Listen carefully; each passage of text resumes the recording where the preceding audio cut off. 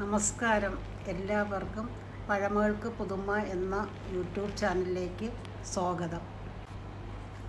എന്നാൽ ഇന്ന് നമുക്കൊരു തീയലുണ്ടാക്കിയാലോ?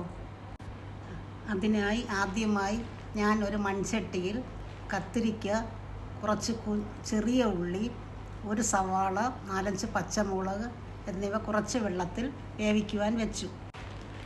അതോടൊപ്പം തന്നെ ഞാൻ ഒരു പാനിൽ ചിരകിയ തേങ്ങയും 2 ചെറിയ ഉള്ളിയും വറുക്കുവാനായി വെച്ചു. തേങ്ങ നന്നായി മൂത്ത് വന്നാൽ ഉടനെ തന്നെ മിക്സിയുടെ ജാറിൽ കുറച്ച് വെള്ളവുമായി നന്നായി അരയ്ക്കുക. തേങ്ങ തണുക്കുവാൻ ശ്രദ്ധിക്കുമല്ലോ, മിക്സി കേടാകാതിരിക്കുവാൻ.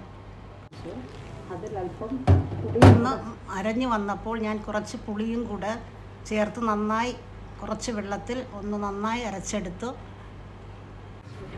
നന്നായി അരച്ചു വെച്ച ഈ കൂട്ട് ഈ ചട്ടിയിലേക്ക് ഒഴിച്ചു കൊടുക്കാം.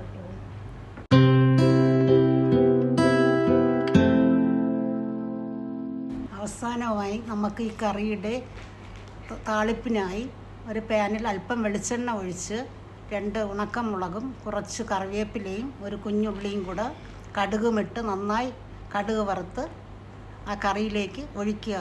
എന്നിട്ട് 5 മിനിറ്റ് നമ്മൾ നന്നായി അടച്ചു വെച്ച് വേവിക്കുക. എല്ലാവരും എൻ്റെ ഉമ്മച്ചിയുടെ ചാനലിനെ ലൈക്ക് ചെയ്യുക, ഷെയർ ചെയ്യുക, സബ്സ്ക്രൈബ് ചെയ്യുക. Bye bye.